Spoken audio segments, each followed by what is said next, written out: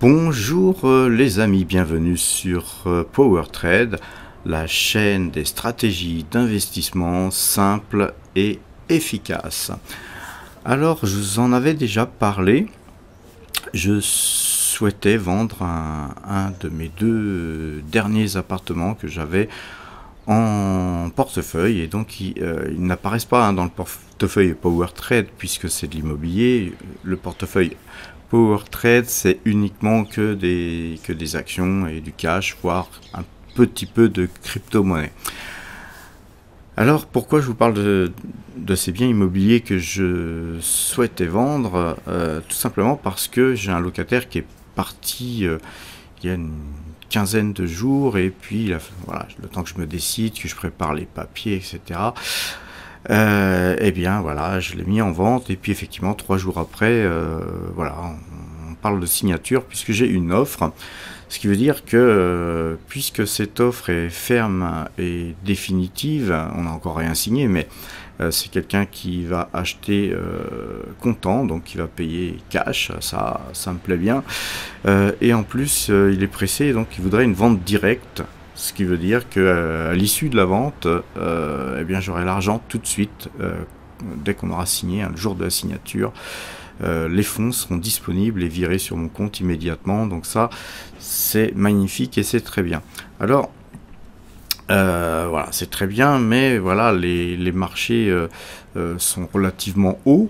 Et voilà, il va y avoir pour moi quelques difficultés à trouver des actifs dignes d'être achetés en contrepartie du bien immobilier que je vais vendre.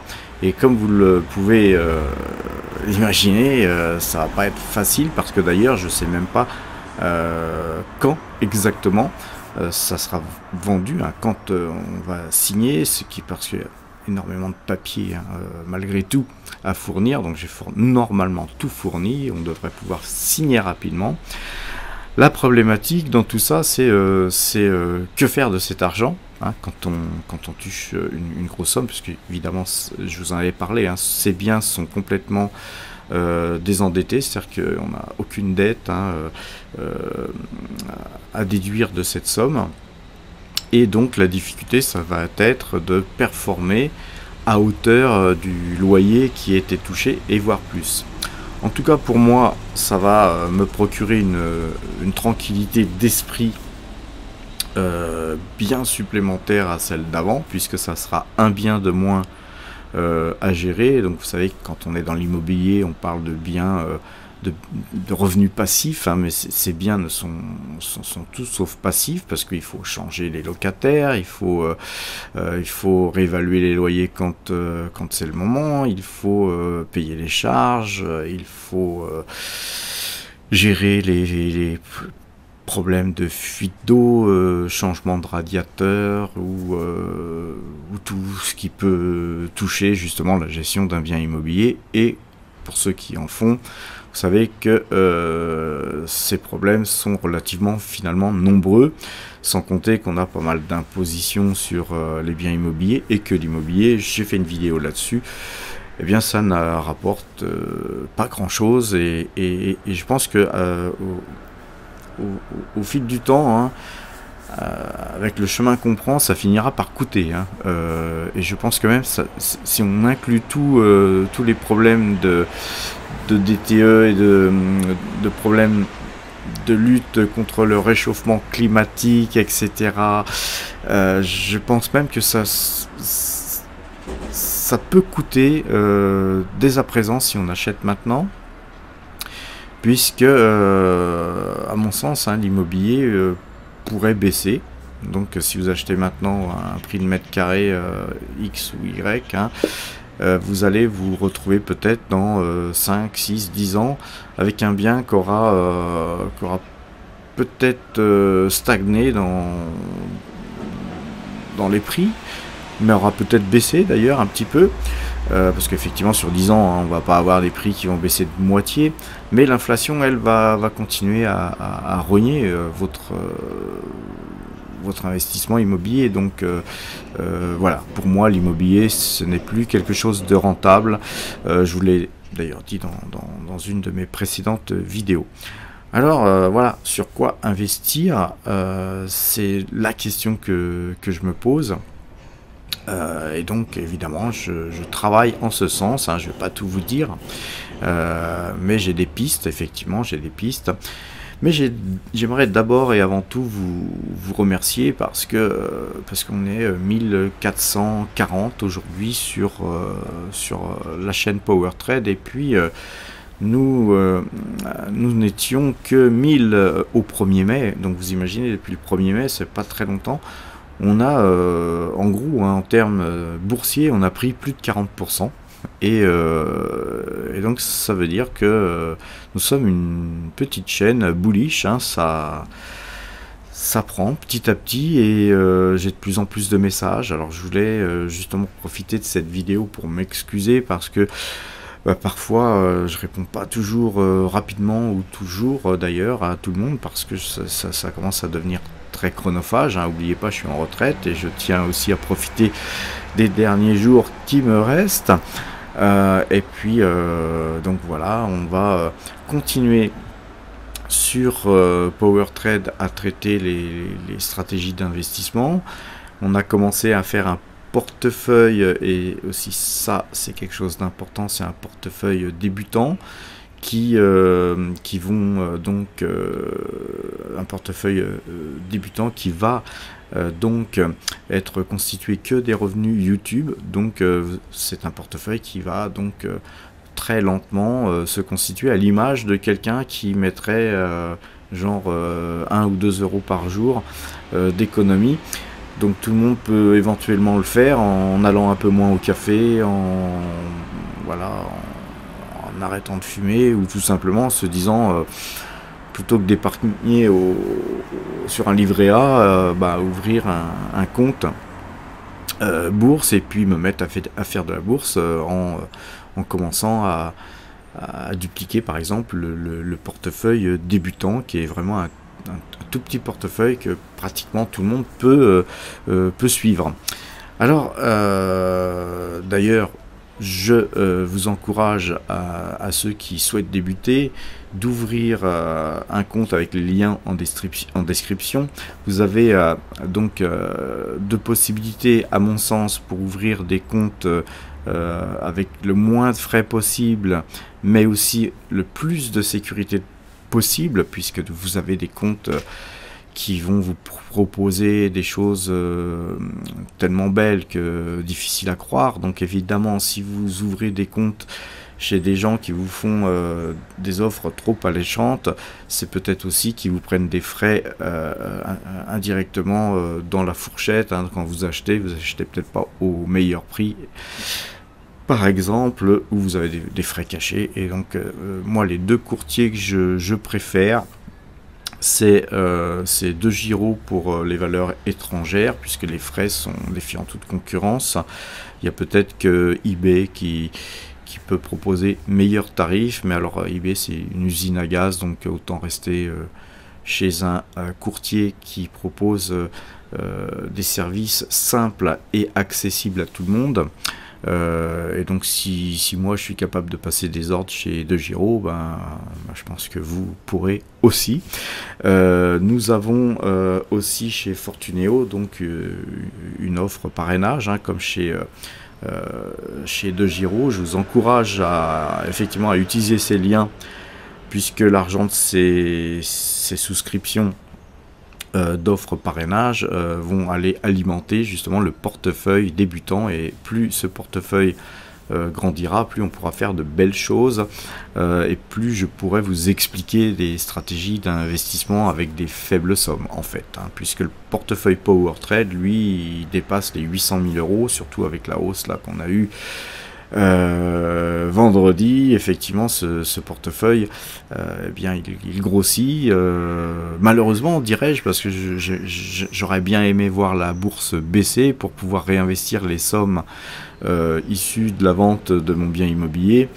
en bourse, et donc effectivement vous voyez que parfois la hausse de la bourse ne contente pas tout le monde. Moi j'aimerais l'avoir baissé plus que raisonnablement, même de façon à pouvoir investir ces sommes, hein, puisque en fait je vais vendre, hein, pour ne rien vous cacher, comme vous le savez, les choses sont transparentes à PowerTrade. Je vais vendre 315 000 euros ce bien. Il y aura 15 000 euros de frais d'agence parce que j'ai pas voulu m'embêter à vendre ce bien qui est un 6e étage sans ascenseur. J'avais pas envie de monter 15 000 fois les escaliers. Alors en fait, il a fallu les monter qu'une fois, puisque le monsieur qui a acheté, il a acheté direct tout de suite, hein. Évidemment, il y a 3 petites terrasses vues sur Tour Eiffel. C'est un magnifique appartement, c'est un petit 2 pièces. Bon, il s'est vendu tout de suite, parce que bon, je l'ai pas mis à un prix non plus exorbitant. Je l'ai mis à un prix un petit peu en dessous, légèrement en dessous de la fourchette, pour pas avoir les travaux de remise en état au niveau du DTE. Le DTE, c'est les problèmes d'énergie, parce que maintenant vous pouvez pas forcément vendre votre bien, hein. Vous l'avez acheté, mais vous avez peut-être plus le droit de le vendre, et même bientôt plus le droit de le louer. Donc voilà, vu que la France, c'est plus tellement les droits de l'homme, hein, surtout de l'homme qui investit. Effectivement, il faut se mettre en cash, les amis, en cash. En action, en cash, en crypto, en tout ce qui est liquide, parce que peut-être qu'un jour la France, ça va devenir un enfer fiscal, hein. C'est déjà d'ailleurs un enfer fiscal, hein, mais ça peut devenir pire. Et puis les incivilités que je vois tous les jours, hein, par rapport aux pays d'Asie où moi je vais souvent, font que tout ça pèse. Et puis il n'y a pas que les incivilités, bien que c'est aussi des incivilités, mais quand on voit les émeutes qu'on a eues dernièrement, tout ça pose question. Quand on voit l'immigration qui est quand même somme toute inquiétante en termes de pourcentage, en termes de nombre d'individus qui n'est pas issu de notre culture. Alors que moi je suis pour l'immigration, hein. De fait j'aime bien voir notre pays accueillir des gens, mais à partir du moment où on accueille trop de gens trop rapidement, d'une part, et puis d'une culture complètement différente de la nôtre, eh bien au final on voit que ces gens-là qui sont au demeurant souvent des gens très bien quand ils arrivent, mais finissent par trouver notre pays très accueillant et à s'autosuffire des aides qu'on leur donne, alors que ce sont normalement des aides pour les aider à démarrer, et ils finissent par s'enfermer dans ce système d'aide sociale qui leur convient tout à fait, et ce système d'aide sociale n'est peut-être pas approprié à ce type de population, à mon avis, quand on voit comment leurs enfants sont élevés, puisque après quelques générations, on a encore des gens qui crachent sur la France et qui, malheureusement, de temps en temps, quand on attrape un de leurs copains qui se fait arrêter par la police et tué, malheureusement, bien sûr, je suis pas en train d'être heureux de voir un ange, comme on l'appelle, s'être fait tuer, mais tout ça c'est bien triste. Mais voilà, s'il n'avait pas volé une voiture, si sa maman l'avait éduqué comme il faut, s'il n'avait pas fréquenté de mauvaises personnes, si la France l'avait peut-être un peu mieux éduqué, hein. Et quand je dis la France, oui, parce que la France n'a pas fait son travail au niveau scolaire, au niveau éducatif. La France n'a pas fait son travail au niveau de la police, quand la police ne l'a pas attrapé quand il avait fauté immédiatement. On relâche souvent les petits délinquants parce que voilà, il est jeune, et puis c'est beaucoup de paperasserie, puis de toute façon il ira pas en prison, et donc ça sert à rien. Donc puisque ça sert à rien, bah, on le laisse faire, et puis arrivé à un âge, bah, il commence à voler une voiture, il commence à faire des cambriolages, il commence à attaquer des petites vieilles ou que sais-je, et effectivement à un moment donné, il risque d'être tué, hein, parce que les gens qui vivent des armes meurent par les armes, c'est bien connu. Et puis là, malheureusement, c'est un jeune qui avait pas d'armes sur lui, hein, certes, mais voilà, il aurait pu en avoir, ou ses copains derrière auraient pu en avoir, ou que sais-je, et bon voilà, c'est très malheureux, il s'est fait tuer, on ne peut que le déplorer, mais on peut aussi déplorer le sort du policier qui je crois, parce que je regarde plus trop les informations parce que ça me gave, qui je crois est toujours incarcéré, vous voyez. Donc tout ça fait que faut se poser la question de est-ce que il va faire bon vivre en France dans quelques années. Alors aujourd'hui, oui, il fait encore bon vivre en France, sauf quelques petites périodes comme ça, ou sauf problèmes fiscaux, mais je pense qu'il fait meilleur vivre ailleurs. Il fait meilleur vivre en Thaïlande, il fait meilleur vivre au Japon, il peut faire meilleur vivre à Bali, il peut faire meilleur vivre au Vietnam, ou dans d'autres endroits, comme même des régions plus proches, comme même le Portugal, hein. J'ai séjourné quelque temps au Portugal, où vraiment on sentait une ambiance différente, hein. Pourtant on est en Europe, hein, on a quelques heures d'avion, je ne suis même plus à 1h40 d'avion ou quelque chose comme ça, et globalement j'ai trouvé moi que les Portugais étaient plus cool, et que le service, la façon de vivre au Portugal était bien plus agréable qu'en France, hein. C'est un peu triste pour moi de vous le dire, mais c'est une constatation, moi qui voyage quand même assez, pour pouvoir m'affirmer sur ce sujet. Effectivement, j'encourage tout le monde, j'encourage surtout les jeunes à vous constituer un portefeuille et vous tenir prêt à partir. Il faut vraiment que nos valises soient prêtes, hein. Donc si vous avez de l'immobilier, vos valises, elles ne seront prêtes que quand vous aurez vendu vos biens immobiliers, si le gouvernement veut bien vous laisser les vendre. Donc c'est en fait un boulet, hein, pour moi, que d'avoir des biens immobiliers. J'étais un gros propriétaire à un moment donné, parce que ma SCI avait beaucoup acheté d'appartements, et aujourd'hui j'ai pratiquement plus vendu. Quand j'aurai vendu ce bien immobilier que je suis en train de vendre, il m'en restera plus qu'un, et donc je suis à quelques pas de la vraie liberté, les amis. Voilà les amis, je voulais juste vous parler un peu d'immobilier, puis aussi de la passation de l'immobilier à la bourse. Effectivement, c'est mieux de vendre des biens immobiliers quand la bourse est en plus bas ou après un crack, mais on ne choisit pas forcément le timing. Et donc les prochaines vidéos, quand j'aurai vendu ce bien, eh bien, porteront justement sur l'exercice de comment gérer une situation pareille, c'est-à-dire réinvestir, faire des réallocations d'actifs de biens immobiliers en bourse quand les marchés sont au plus haut, puisque je pense que les marchés vont continuer à monter, et donc ça va pas en mon sens, hein, tout ça. Et voilà, les prochaines vidéos porteront sur le sujet. En tout cas, tout à l'heure, ce soir ou demain, je vous ferai une vidéo effectivement sur la bourse et sur ce qui s'est passé vendredi, et sur le portefeuille PowerTrade qui a bien monté. Je ne vous oublierai pas aussi au sujet des points sur les marchés dérivés, pour ceux qui font du dérivé. Voilà les amis, je vous souhaite un excellent week-end, portez-vous bien et à tout à l'heure.